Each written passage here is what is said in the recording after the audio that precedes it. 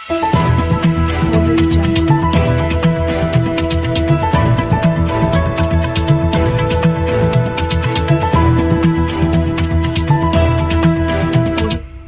News channel पर जो भी वक्ता ने कहा वो उसकी अपनी राय।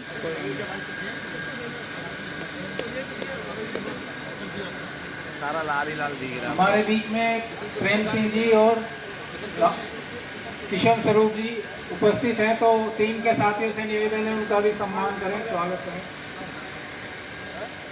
लाल पर्दा लगा रखा है ना,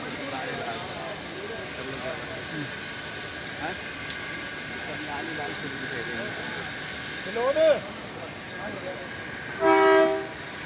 सभी साथी ताली बजाएं।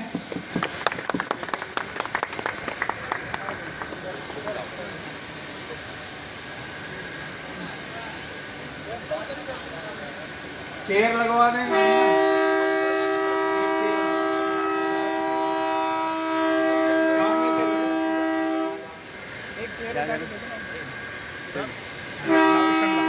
ये भी हमारे बीच पहुंचे। हम लोग को भी अच्छा लगा कि आप लोग जो है टॉप लेवल पे बैठ के जो है नीचे के लेवल पे भी इतना जो है ध्यान रखते हैं और इतनी फिक्र करते हैं। तो सर मैं आपका भी जो है इस मन से बहुत बहुत आभार प्रकट करना चाहता हूँ। और हम लोगों ने यहाँ पे किसी तरीके का कोई बैनर या किसी तरीके का कोई एडवर्टाइजमेंट के लिए है यहाँ पे कोई जगह नहीं दी है हम लोगों ने इसमें, क्योंकि ये जो प्रोग्राम है हमारा बाबा साहब डॉक्टर भीमराव अंबेडकर जयंती का जो जन्मोत्सव समिति का जो प्रोग्राम है, एक जन्मोत्सव समिति के थ्रू जो है पूरे डिपो में सभी विभाग, सर्व समाज, सभी साथियों, सभी ऑफिसर्स, सब लोगों के सहयोग से जो है मनाया जाता है। और उसी की वजह है कि हम किसी भी तरीके का ना कोई एसोसिएशन या ट्रेड यूनियन किसी भी संगठन विशेष का हम लोग बैनर नहीं लगाते हैं, क्योंकि हम इसको सिर्फ SC/ST यूनियन, NRM यूनियन या फिर URM यूनियन एक किसी संगठन विशेष तक हम इसको सीमित नहीं रखना चाहते हैं। हम चाहते हैं कि बाबा साहब एक महान पुरुष थे, महान व्यक्तित्व थे और उस महान व्यक्तित्व का जो है सब लोग सम्मान करते हैं और सब लोगों तक जो है बाबा साहब जो है रहें और सब लोग जो है उसमें अपना अपना सहयोग दें। और अभी तक ये सहयोग बहुत अच्छा चला आ रहा है। तो हमारे जो साथी है, थोड़ा सा मैं टाइम लूँगा क्योंकि हमारे बीच जितने भी गेस्ट आए हुए हैं उनके पास समय कम है और उनको जाना है, तो उनसे मैं स्पीच करवाऊँगा, उनके भी मार्गदर्शन हम लोग लेंगे। बाकी हमारे लास्ट में सबसे जो स्पेशल जो स्पीच होगा वो माननीय CD सर का होगा। लेकिन कुछ चीज़ें मैं आप लोगों के बीच में रखना चाह रहा हूँ कि यहाँ पे निजामुद्दीन डिपो एक ऐसा डिपो है, मुझे लग रहा है पूरे दिल्ली डिवीज़न के नॉर्दर्न जोन का एक ऐसा डिपो है, उसमें सारे लोग किसी के साथ कोई बात होती है तो एकजुट रहते हैं। वो किस संगठन से बिलोंग करता है, किस समाज से बिलोंग करता है, ऐसा बिल्कुल नहीं है। और साथियों ने अपनी इस एकता का परिचय देते हुए और जो बंदा प्रकृति को विलीन हुआ है, अनलकी जो इंसिडेंस हुआ है उसमें, उस बंदे के लिए हमारे साथियों ने उसके परिवार के लिए पूरी मेहनत लगन के साथ चंदा इकट्ठा किया और उनके आर्थिक सहयोग के लिए एग्जैक्ट मुझे फिगर जानकारी नहीं है कितना चंदा हुआ है, लेकिन बहुत अच्छा खासा अमाउंट इन्होंने इकट्ठा कर लिया। तो सभी साथियों के लिए एक बार जोरदार तालियां हो जाए कि आप लोगों की इतनी अच्छी यूनिटी है कि आप एक से एक गरीब के साथ, एक से एक ऑफिसर के साथ जो है कंधा से कंधा मिला के रहते हैं। तो मैं सिकंदर जी से अनुरोध करूंगा और साथ ही संदीप मीना जी हमारे बीच में उपस्थित है। सिकंदर जी, आप मेरी आवाज़ सुन रहे हैं तो आप आगे आ जाइए। उसका लेखा जोखा जो है संदीप जी के पास है, आप लोग तैयार रहें। और जो पीड़ित जो परिवार है उनकी फैमिली यहाँ पे आई हुई है, तो हमारे कई साथियों से आपस में डिस्कशन हुआ कि उनको जो आर्थिक सहयोग सर हम लोग करने जा रहे हैं उसको कैश अमाउंट मिनिमम करें और जो ज़्यादा अमाउंट है वो डायरेक्ट उसके अकाउंट में ट्रांसफ़र किया जाए, क्योंकि कैश अमाउंट के लिए ज़्यादातर साथी जो है वो एग्री नहीं हुए, क्योंकि सर वो उनके रहने करने का भी कोई VIP कॉलोनी में तो रहते नहीं है। जैसे ही मोटे अमाउंट की सूचना मिलती है तो लोग कहीं के कुछ असामाजिक तत्व होते हैं वो नुकसान पहुंचाने के चक्कर में रहते हैं। तो हम लोगों ने अकाउंट में जो है पैसा ट्रांसफ़र करने का जो है निर्णय लिया है। साथ ही विकास जी से मैं अनुरोध करूँगा कि आनंद से बोल के उनकी फैमिली को इधर बुलवा लिया जाए।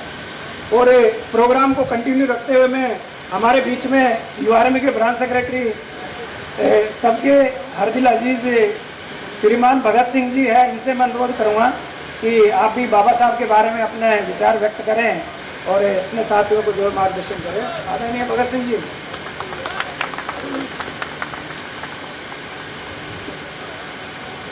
आदरणीय बाबा भीमराव अम्बेडकर जी, हम उनको याद करते हैं, उनकी शपथ लेते हैं। मुझे बड़ा गौरव होता है कि मेरे ऐसा एक भारत रेल है जिसमें बाबा अम्बेडकर को याद किया जाता है और निजामुद्दीन वाशिंग लेन में बड़ी धूमधाम से ये प्रोग्राम होता है। मेरे बड़े भाई अशोक जी और मेरे CDO साहब, सादे आदरणीय और ब्रांच सेक्रेटरी NRMU और भी जितने अधिकारी बैठे हैं, सब मेरे साथियों, मैं आपको ये बताना चाहता हूँ भाइयों, हम बाबा अम्बेडकर की बात में चलते हैं, इंसानियत में चलते हैं तो 132 साल हो गए, 80 मतलब ये लगा लो 80 साल हो गए कम से कम। हमने उनकी किसी बात को आज तक माना नहीं है। हम सिर्फ यही कह रहे हैं कि बाबा किसके लिए लड़ते थे? गरीबों के लिए, अनाथों के लिए, SC ST के लिए। अरे अब तो आवाज उठा लो, अब तो हमें देश हुए आजाद 75 साल हो गए हैं, बड़ी बड़ी गवर्नमेंटें आ रही हैं, बड़े राजनीतिक पार्टियां बदल रही हैं, हम उसी में घूम रहे हैं, SC ST OBC। अरे मेरे भाइयों, अब इंसानियत पे आ जाओ। जो पहले गोरे लोग हम पे राज कर गए हैं, उनको ये सिखा दो कि हिंदुस्तान जाग चुका है, SC ST जाग चुका है। अरे किस बात का SC ST, किस बात का OBC? मैं आपको ये बताना चाहता हूँ, जिस दिन बाबा की बात को मानते हो, इंसानियत पे आ जाओ और बुद्धि पे आ जाओ, पढ़ाई पे आ जाओ। अभी तो आप घूम रहे हो, जात बिरादरी में घूम रहे हो, तो हमारा फिर भविष्य क्या होगा? हम कभी बाबा अम्बेडकर की बातों में नहीं आ रहे हैं। पहले मैं आपको बताना चाहता हूँ, जितने मेरे भाई बैठे हैं, अरे भाई अब तो पढ़ी लिखी बुद्धि है, परिवार है, सबको अच्छा खाना मिल रहा है, अब तो इंसानियत में आ जाओ। अब भी अगर कास्टवाद में रहोगे तो भाई हर साल जयंती मनाते रहेंगे, इसका कोई फायदा नहीं है। जिन लोगों ने कुर्बानी दी है, जिनने सारा अपना जीवन हिंदुस्तान को दिया है, अब कोई भगत सिंह या महात्मा गांधी या चंद्रशेखर या बाबा अम्बेडकर थोड़ी होगा।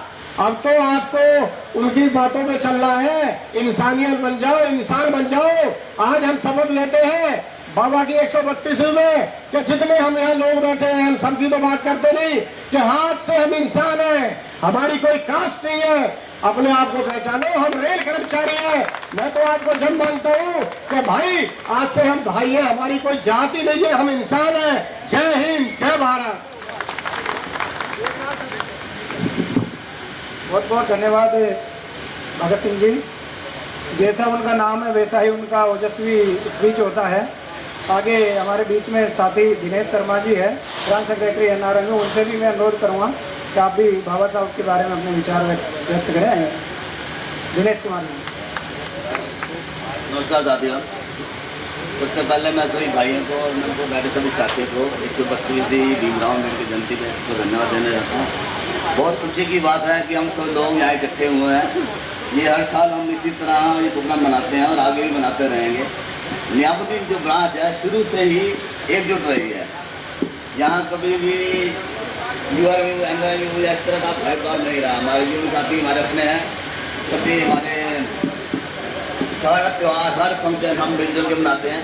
हमें सबसे यही गुजारिश है, जैसे हमारे भगत जी ने बताया कि हमें जात पात खुद से उठ के सबको मिलजुल के काम करना चाहिए। हर फंक्शन हर एक चीज मिल के मनाना चाहिए। कुछ लोग हमारे बीच में हैं जो जात पात के नाम पे या कुछ चीज़ों के हमें थोड़ा भड़काते रहते हैं। उन ऐसे बंदों से हमें अवगत कराना चाहिए, उनको हटाना चाहिए जो भी है।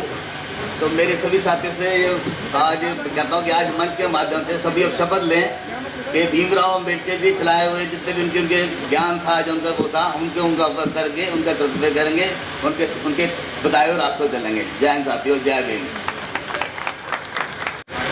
हम बाबा अम्बेडकर जी की जयंती मनाते हैं और सबसे बड़ा गौरव कब फील होता है, जो मैं महसूस कर रहा हूँ, जब ये काम हम निजामुद्दीन में करते हैं, निजामुद्दीन में मनाते हैं। क्योंकि मैंने देखा जब मेरे यहाँ से ट्रांसफ़र हो गया, जगह जगह मैंने प्रोग्राम देखे, लेकिन जो आप लोगों के अंदर जो एक बात है, जैसे कि आप मन से बोला जा रहा है कि सभी लोग एक हैं, यहाँ पर हीट हो रहा है, सभी लोग मिलकर हम जो बाबा साहब अम्बेडकर जी की जयंती मनाते हैं। तो ये बात मेरे को और जगह से ज़्यादा निजामुद्दीन में देखने को मिली। ये मेरे को बड़े गौरव इससे फील होता है और मेरे को निश्चित ये लगता है कि हम लोग निजामुद्दीन में हैं और निश्चित रूप से ही निजामुद्दीन के साथियों में, और मुझे लगता है निजामुद्दीन के पानी में कुछ ऐसी बात ज़रूर है जो हमको सबको एक समेट के रखती है।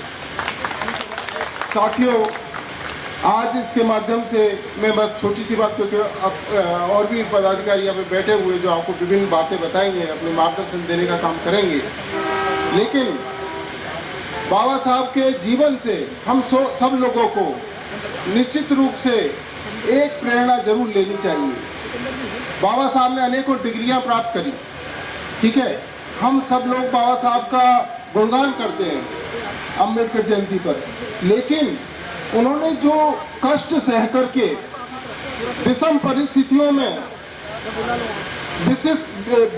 विशेष डिग्रियां प्राप्त करी, बहुत पढ़ाई करी, बहुत मेहनत करी अपने अंदर, अपने जीवन के अंदर, तो उनसे हमें प्रेरणा लेकर के हमें इस डिपो को आगे बढ़ाने के लिए मेहनत करनी है, यूनिटी बना के रहनी है अपनी सब तरह से, और पूरी तरह से यहाँ जो प्रशासन भी आता है सब एक साथ सबसे मिलकर चलता है। और जो यहाँ पर जो गाड़ियाँ चलती हैं बहुत ही जो प्रीमियम गाड़ियाँ हैं, राजधानी, दुरंतो, गतिमान, जो सबसे तेज चलने वाली भारत की गाड़ी है। मेरा कहने का मतलब है कि निजामुद्दीन एक यूनिक जगह है और हम सब लोगों को गर्व उस पर करना चाहिए। और आज हम बाबा साहब की जयंती से प्रेरणा लें कि इस डिपो को आगे बढ़ाने के लिए हम पूरे तन मन धन के साथ लगेंगे, एक साथ रहेंगे और इस डिपो को आगे बढ़ाएंगे। हमारे बीच में एसएससी प्रेमपाल सिंह जी हैं। सर, आपने 18 अप्रैल ही क्यों चुना है बाबा साहब की जयंती के लिए? धन्यवाद सर। जैसा कि आपने पूछा है कि 18 अप्रैल को ही क्यों चुना, ये निजामुद्दीन डिपो की सोच है, क्योंकि बाबा साहब की जयंती को ऐतिहासिक बनाना था, इसीलिए 18 अप्रैल को ये डेट सुनिश्चित की गई। इसके दो रीज़न हैं। एक रीज़न तो ये कि जो हमारे महानुभाव हैं उनको फुर्सत नहीं होती, क्योंकि बाबा साहब की जयंती पूरे महीने मनाई जाती है हिंदुस्तान के अंदर, बाकी वर्ल्ड में तो पूरे सालों साल बाबा साहब की जयंती मनाई जाती है, पर देश में भी ये पूरे महीने मनाई जाती है, इसलिए पहले तो उनको फुर्सत नहीं होती, तो उनसे टाइम लिया गया। लेकिन उनसे भी पहले हमने ये देखा कि 18 अप्रैल क्यों सुनिश्चित करी। 18 अप्रैल को दो हमारे देश की बहुत बड़ी घटना घटी। पहली कि सन 1947 के बाद 1948 में आज़ाद भारत ने पहली डाक टिकट जारी किया था 18 अप्रैल सन 1948 को, और वो भी 3.5 आने का। तो सबसे पहली बात तो ये दिखेगी। दूसरा ये देखा गया कि भारत चीन विवाद जो चल रहा था सन 1962 में, तो उस विवाद की संघर्ष विराम की घोषणा भी 18 अप्रैल को की गई। चीन की जो युद्ध विराम की जो था युद्ध विराम की घोषणा 18 अप्रैल को की गई थी सन 1962 में। तो इन दोनों घटनाओं को ध्यान में रखते हुए बाबा साहब की जयंती को ऐतिहासिक बनाने के लिए 18 अप्रैल सुनिश्चित करी पूरे निजामुद्दीन डिपो में। और इसके लिए हमारे महामंत्री जी श्री अशोक कुमार जी भी सहमत हुए, जोनल अध्यक्ष श्री प्रेम सिंह जी सहमत हुए। इन्होंने प्रेम सिंह जी को और अशोक कुमार जी को श्री एलसी मीना जी ने स्पेशल बताया कि सर हम 18 अप्रैल को ये जयंती मनाएंगे, और इसका कारण ये जो दो घटनाएं, डाक टिकट पहली डाक टिकट का जारी होना, दूसरा चीन भारत के युद्ध विराम की घोषणा होना 18 अप्रैल। अच्छा प्रेमपाल जी, जी निजामुद्दीन एक अपने आप में के ऐतिहासिक है। यहाँ तो कोई नहीं मजहब है, ना धर्म है, ना जाति है, ना वादी है। हर एक कर्मचारी, सब जाति वादी को छोड़ के सिर्फ कर्मचारी ही है जो कि यहाँ निजामुद्दीन में बड़े बड़े प्रोग्राम होते हैं। जी सर, बिल्कुल सही पहचाना आपने। कल जो आज ये निजामुद्दीन डिपो में जयंती हो रही है, इसमें आप देख रहे होंगे किसी ट्रेड यूनियन का, चाहे वो NRME हो, URME हो, SC ST हो, OBC हो, किसी का भी यहाँ कोई बैनर नहीं है, बोर्ड नहीं है, लेकिन पूरा डिपो जयंती के नाम पे, बाबा साहब की जयंती के नाम पे पूरा एक है। यहाँ धर्म समाज बिल्कुल नहीं, यहाँ केवल और केवल एक ही है कि हम रेल कर्मचारी हैं, और रेल को सुदृढ़ बनने से एक अच्छे तरीके से, विदाउट किसी कंप्लेंट के, विदाउट किसी डिटेंशन के, हमने रेल को चलाना है पंक्चुअलिटी के साथ, और ये हमारे पूरे डिपो का एक ध्येय है। सर अभी एक अकस्मात आपके यहाँ एक सफाई कर्मचारी की डेथ हुई जो कि आउटसोर्सिंग पे था, ठेकेदारी में था, लेकिन आप सभी लोगों ने निजामुद्दीन के कर्मचारियों ने आला अधिकारियों के लेके चपरासी तक उसके परिवार की मदद करने का काम किया।